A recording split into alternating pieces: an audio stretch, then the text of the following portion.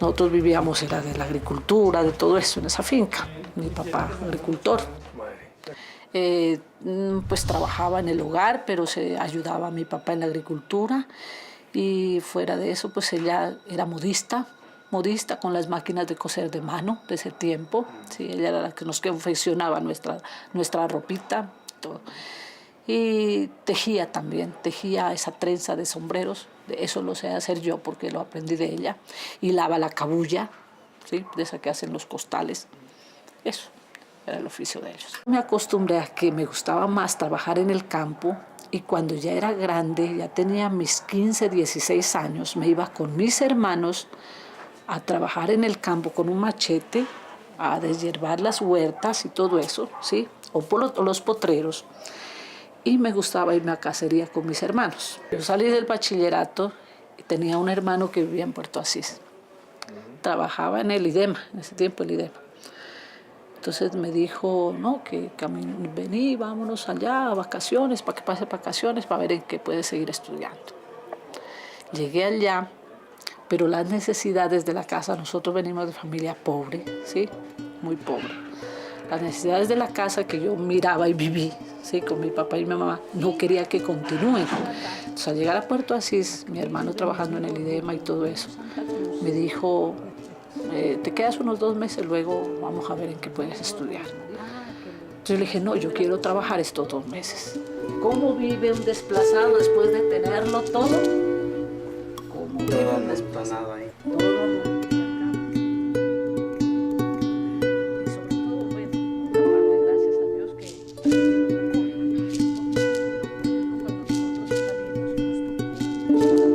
Me fui a buscar trabajo y me fui a unas fuentes de soda, o sea, donde vendían jugos y todo eso. Dije, no, ¿cómo no voy a aprender a hacer jugos en unas licuadoras? Yo ya las veo ahí, yo puedo hacer jugos. Y me fui a pedir trabajo, en una, en otra, en ninguna me dieron trabajo. Yo creo que acertaron, porque tal vez hubiera sido un fracaso. A mí no me gusta ir a una iglesia y sentarme atrás de todos. Me gusta sentarme adelante porque creo que me concentro más. Atrás uno se desconcentra. Entonces yo me sentaba siempre en la primera fila, ¿no? Y el cura me llamaba, venga, lea la epístola. Y yo era la clienta de leer la epístola, ya la leía, tal cosa. Bueno, y así fuimos haciéndonos amigas de un cura. Eso fue en Orito primero. Eso fue en unas vacaciones intermedias que yo fui. Me lo encuentro en Puerto Asís, pero él trabajaba en Orito todavía. Entonces, padre, ¿cómo está? Niña, ¿cómo está? Que no sé qué. Entonces, ¿qué está haciendo por acá? Yo andaba buscando trabajo en las fuentes de soda, en esas donde venden jugos. Entonces, no ando buscando trabajo. Digo, camine, vamos, yo le presento al padre Patiño y allí le puede dar trabajo. Porque trabajo, él la enrola aquí, en el magisterio. ¿A usted le gustaría ser profesora? Le dije, lo que más detesto, padre, es ser profesora. Y era lo que más detestaba y hasta ahora no me gusta eso. Y resulta que ya como que le caí bien al padre Pablo Patiño y dijo, venga que necesito un reemplazo para dictar biología en el Colegio Albernia. Biología, yo casi me desmayo, si fue la materia que la pasé arrastrando, ¿sí? Que la pasaba con la mínima nota, con la nota que me salvaba únicamente, era arrastradita. Y yo, Dios mío, biología. Pero pensé en la necesidad, le dije, bueno, padre, trabajamos. Mi mayor preocupación era que ahora, ¿qué hago? ¿Cómo dicto una clase? Y ya la señora que salía en dieta ya me dio los libros y todo. Dijo, con base en este libro. Y yo empecé a trasnocharme a estudiar. Y de memoria, aunque sea de memoria, pero yo iba a tararear allá una cosa memorizada. Nos hicimos amigas con unas muchachas. Eso era de salir a jugar básquet y todo, pues como un estudiante yo actuaba, ¿no? Y entonces entre esas estaba la hija de un gerente del Banco Ganadero, hoy BBVA, ¿sí?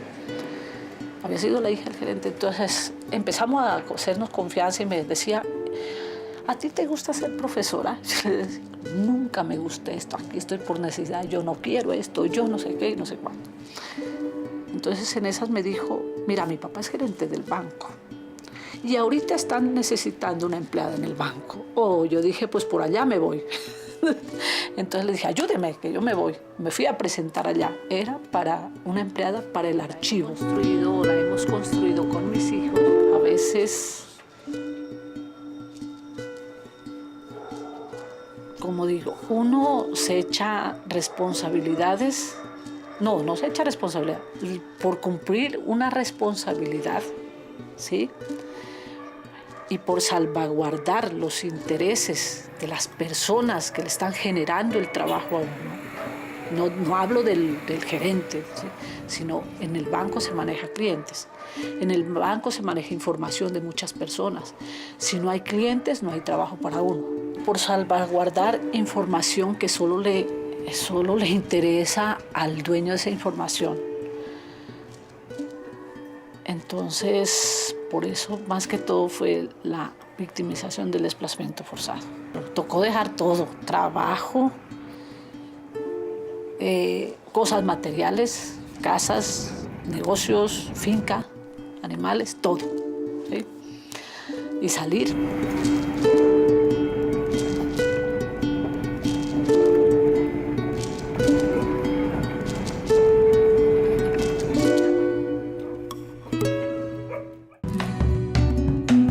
Nariño viene afectado desde hace más de 20 años por el conflicto armado interno. Causas, pues nuestra privilegiada situación geoestratégica. Nosotros tenemos frontera, tenemos mar y tenemos un territorio muy fértil, idóneo para que se desarrollen los cultivos de uso ilícito. Pero igual también tenemos minas de oro y tenemos oro de aluvión. Nariño tiene todas las condiciones y eso ha provocado que, desgraciadamente, lejos de ser útil esa condición privilegiada, se haya convertido en un territorio de disputa, en un territorio de tránsito para los negocios ilícitos y en un territorio, pues finalmente, que ha sumado eso a un abandono histórico de la nación. Nariño, en general, como departamento, tiene 1.700.000 habitantes, de los cuales 270.000 son víctimas del conflicto armado. Es decir, 1 de cada 7 nariñenses en los 64 municipios estamos afectados por el conflicto armado.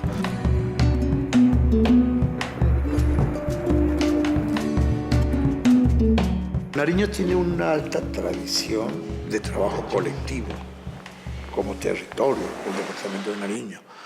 Aquí somos asiento de 7 pueblos indígenas, ¿no? Somos asiento de población afro también y de población campesina, es mayoritariamente nuestra composición. También hay zonas urbanas, pero nuestra mayor fuerza está ahí, ¿sí? En lo indígena, lo afro y lo campesino, que tienen de por sí esos 3 grupos de la sociedad nariñense un denominador común. Tienen altísimos componentes colectivos, les gusta trabajar en colectividad. Es histórico, es ancestral. Aquí ha habido un trabajo de liderazgo conjunto con la institucionalidad, ¿sí? Liderazgo propositivo, no liderazgo de conflicto, de pelea, ni del pedir, ni del limosnero, sino lo que le puedo decir es que si Nariño estamos así, es porque ha habido un liderazgo de sensibilización hacia las víctimas para decirles y meterles en la cabecita, no somos mendigos, tenemos dignidad. Y en vez de pelear por un pan que nos lo den todos los días, más bien miremos qué podemos hacer para ayudarnos nosotros mismos sin desconocer y sin dejar atrás a un lado la responsabilidad que tiene el Estado con nosotros. El Comité de Justicia Transicional es de la manera que yo lo he estudiado y lo he analizado, es donde se reúnen todas las autoridades municipales, departamentales, con el fin de que se priorice una necesidad de afán, digámoslo así. Por ejemplo, el conflicto armado, se analice los desplazamientos. A nosotros nos ha preocupado muchísimo desde que yo llegué a la alcaldía y desde que yo era concejal, porque nosotros en el consejo teníamos que escondernos del grupo al margen de la ley. Ahora nosotros sabemos, ya estando en la alcaldía, o sea, cuál es la preocupación de ver un niño como ese trauma psicológico de ver un niño que no quiere ir a la escuela porque de pronto va a haber un enfrentamiento, que no quiere ir de pronto a hacer un mandado porque puede haber una mina, ¿sí? Entonces pienso yo que el comité es algo clave donde tenemos que estar todas las autoridades municipales, departamentales y hacer un plan. ¿Un plan con qué? O sea, un plan que nos conlleve a buscarle una solución al problema que se ha venido presentando y que se está presentando en el momento. Lo primero que se hizo desde la dirección territorial fue apoyar para que los alcaldes incorporaran en el plan de desarrollo de cada municipio la política pública para atender a las víctimas y establecieran unos componentes y unos proyectos que permitieran asumir la responsabilidad. Los comités de justicia transicional son el mecanismo de coordinación en el nivel territorial que fue establecido por la Ley 1448. Este mecanismo está coordinado o dirigido o presidido por el gobernador, en el caso del Comité de Justicia Transicional Departamental, y por el alcalde, en el caso del Comité de Justicia Transicional en el nivel municipal. ¿Qué se busca con los comités de justicia transicional? Que en estos espacios acudan todas las autoridades y las víctimas representativas de la mesa municipal o de la mesa departamental, según sea el caso, que puedan tomar decisiones frente a la implementación de la política pública de víctimas. En el tema de víctimas, pues tenemos lo que hemos señalado, un pasado que es nuestro lamentable altísimo índice de afectaciones por el conflicto armado, 270.000, 20.000 víctimas de homicidios y masacres, casi el más alto número de Colombia de afectaciones por minas antipersonales, cerca de 18.000 reclamaciones por despojo de tierras y por abandono de tierras. Todo eso tenemos en nuestro pasado, pero en nuestro presente tenemos algo muy valioso, es que hemos constituido el Comité de Justicia Transicional, tenemos SNARIF ya listo para comenzar a funcionar, tenemos una vigorosísima mesa departamental de víctimas del conflicto armado, legítima, absolutamente legítima y legal, por supuesto, también actuando para que todo se vuelva participativo y se vuelva a favor de quienes son finalmente los protagonistas número uno de todas estas acciones, que son las víctimas. En ese tiempo estaba el presidente Pastrana y empezó, por la televisión empecé a escuchar que decía que hay apoyo para las mujeres, cabeza de familia, un proyecto, no sé qué, productivo, un apoyo de un proyecto de 2 billones por cabeza de familia. Y empecé, yo dije, voy a armar a conformar una asociación de mujeres cabeza de familia. ¿Cómo la conformo? Yo no sé cómo, pero voy a empezar. Entonces, conformé esa asociación y las mujeres empezaron a llegar. Y llegan. Cuando me di cuenta, 200 mujeres. Cuando en el 2001 empiezo yo a ver que llegaban carros con sus banderas azules, banderas de todos los colores, era la cooperación internacional, y escuchaba que iban a ayudar a las víctimas, a los desplazados. Y a mí, yo pues ya la palabra desplazado decía así, yo ya soy desplazada porque ya fui allá a la personería y les dije lo que me pasaba, soy desplazada. No sabía todavía que era desplazada. Convocan a una reunión y empiezan a explicarnos la ley 387. Poco entendía, pero sí fue cogiéndola un poco el tema de derechos. Entonces dijeron que se hacía necesario formar una organización. Entonces yo les dije, claro que hay que formarla. Y así fuimos ya participando en una cosa que para nosotros era desconocida, el Comité Municipal de Atención a Población Desplazada. Marina es una persona víctima del conflicto armado, representante a la mesa departamental de víctimas, que ha estado de la mano, digamos, y trabajando con las víctimas y para las víctimas, ¿sí? Si bien se ha convertido en una persona estratégica para todos estos procesos de asistencia, atención y reparación integral a las víctimas, es fundamental el apoyo y la articulación que se tenga con las víctimas y con las entidades para influir en todos los procesos que tienen que ver con la atención a las víctimas del conflicto armado. Se conforma en el año 2004, óigame bien, una mesa de la población desplazada, mesa departamental. Inicialmente 10 municipios participábamos porque el proyecto no alcanzaba para más. Y así nació el movimiento Independientes, que hoy en día se regó por toda Colombia. Es una líder muy representativa en el departamento, de reconocimiento, no solamente en el departamento, sino a nivel nacional. Incluso ha participado en espacios internacionales que la hacen una persona clave dentro de estos procesos de articulación y de participación para las víctimas, ¿sí? Porque la ley de víctimas está planteada para darle ese espacio de participación a las víctimas del conflicto armado. Nosotros desde el principio hemos tenido en cuenta a las víctimas del conflicto. Es por eso que tenemos sus representantes de cada una de las zonas del municipio, es por eso que cuando tenemos estos comités se los invita, es por eso de que a ellos se les da una prioridad. ¿Por qué? Porque fueron víctimas. Y el hecho de que fueron víctimas para nosotros siguen siendo las víctimas, no que fueron y se acabó y eso fue hace 10, 15 años, no.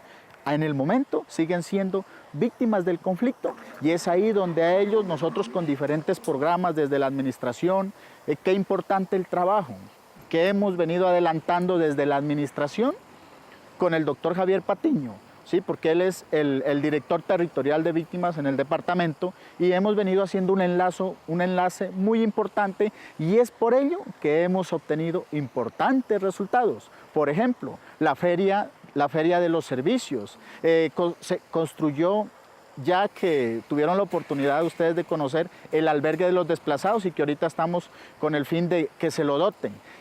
Ya se empezó la licitación para el Centro Regional Atención a Víctimas. O sea, ¿qué quiere decir? Que la vinculación de todas las autoridades y dándole prioridad a las víctimas del conflicto, o sea, ha sido una articulación muy importante que se ha venido dando en nuestro municipio. Nos encontramos en el lote que la alcaldía ha dispuesto para la construcción de la Unidad Regional de Atención a las Víctimas.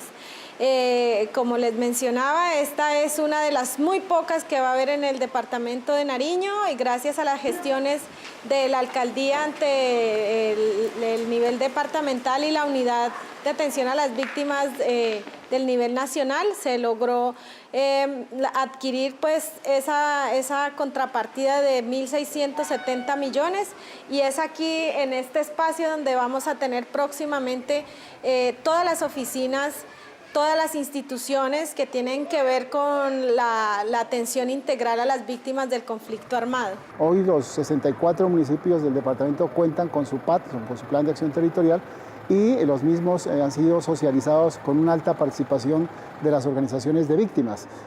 Básicamente tenemos las 64 mesas de participación de víctimas interactuando y participando en estas instancias de decisión política. Para la formulación del PAT y para recoger los insumos, pues la parte fundamental fueron las víctimas precisamente. Tener en cuenta sus puntos de vista, lo que ellos sentían, lo que ellos miraban que se les había vulnerado, pues fue el punto de partida para la construcción del plan de atención territorial. En Policarpa tenemos una capacidad de reacción muy propositiva que se muestra cuando hay desplazamientos, cuando hay retorno, porque hemos practicado retornos allá en Policarpa también, cuando hay incluso alertas, ¿no?, de que va a presentarse enfrentamientos, se activan de una manera muy dinámica las organizaciones que tienen que ver con esto desde la institución. Hemos tenido desplazamientos, las víctimas han estado ahí, les hemos acompañado en diferentes proyectos, en diferentes asesorías, en diferentes programas agrícolas. Ahí en Policarpa, hoy por hoy, hay familias desplazadas y víctimas que saben qué es sembrar un aguacate, que saben qué es criar, a levantar unas gallinas ponedoras, saben qué es, cómo hay que cultivar el chocolate, porque hace muchos años atrás la gente lo único, las comunidades, los campesinos, los desplazados, las víctimas, lo único que sabían era del conflicto y de los cultivos ilícitos. Hoy por hoy ya hay como otro pensamiento, otra cultura. Y ese también ha sido un trabajo que hemos desarrollado la administración, el Comité de Justicia Transicional, pero como le digo, articuladamente con la gobernación y con la unidad de víctimas de aquí del departamento. Policarpa es un ejemplo porque justamente es donde confluyen los diferentes elementos. La participación de las víctimas se da en el marco de las mesas, que es uno de los temas más importantes. La participación de la alcaldía con todo su gabinete y las otras autoridades que se encuentran presentes en ese municipio, pues también se da de manera efectiva. Y tal vez uno de los temas que es más importante es que sucede esa articulación de los 3 niveles de gobierno. Entonces participa la unidad para las víctimas, participa la gobernación y se toman decisiones entre las 3 instancias de gobierno. Tal vez es uno de los ejemplos más visibles que tenemos hoy frente a lo que significa la articulación nación-territorio. El año pasado tuvimos un desplazamiento masivo de aquí cercano al casco urbano, que fue una vereda aquí cercana. Y sí, se nos brindó las oportunidades adecuadas, bien y como digo, con todas las de la ley, porque también nosotros reclamamos la cuestión de la seguridad. Se nos brindó, hicimos los protocolos, también se nos dio de que unos proyectos pequeños, pero se nos dio y sí lo hemos recibido muy bien y estamos produciendo ya también en la microempresa. Estamos produciendo huevos, es de especies menores. El proyecto de Montañita y Campo Alegre, el de Montañita llama Retorno con Alegría, es un proyecto de galpón, de gallinas ponedoras. La alcaldía municipal, pues también en cumplimiento de la ley 1448, nombró un enlace municipal de atención a las víctimas, tiene una oficina pues muy fortalecida, es la encargada de atender directamente y estar muy al lado de las personas que desafortunadamente viven el conflicto armado y han sido víctimas del conflicto armado, ayudándoles, orientándolas, coordinando acciones, articulando acciones con las demás entidades para poderles hacer esa atención integral como lo cita y nos lo exige la norma.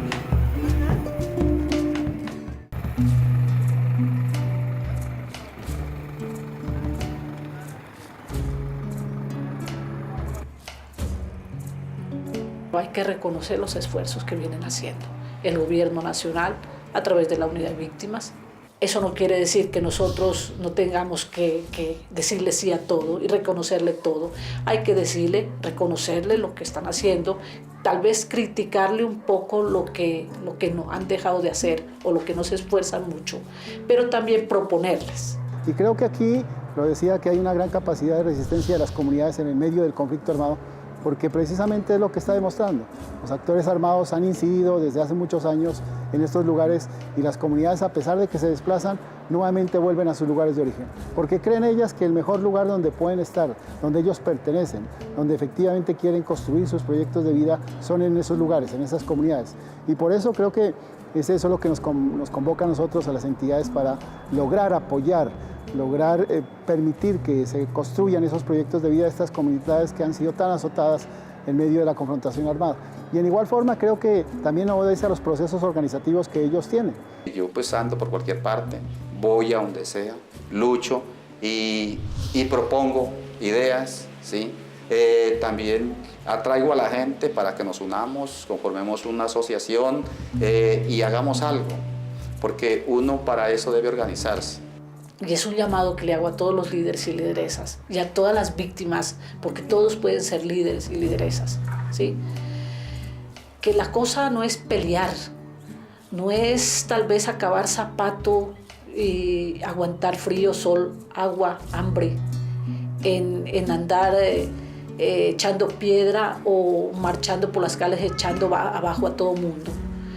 La cosa no va por ahí. El liderazgo creo que debemos enfocarlo a conocer las problemáticas en las charlas con la gente, con la comunidad víctima o cualquier liderazgo con la comunidad, ¿sí? Conocer la problemática, analizar esa problemática, conocer el sentir de esa gente, qué es lo que siente, qué es lo que piensa. Y según ese pensamiento de ellos, tal vez uno ir formando ideas para proponer soluciones. ¿sí? Porque las soluciones no salen de la cabeza del líder, no sale de la cabeza y del escritorio de los funcionarios, sale de la comunidad.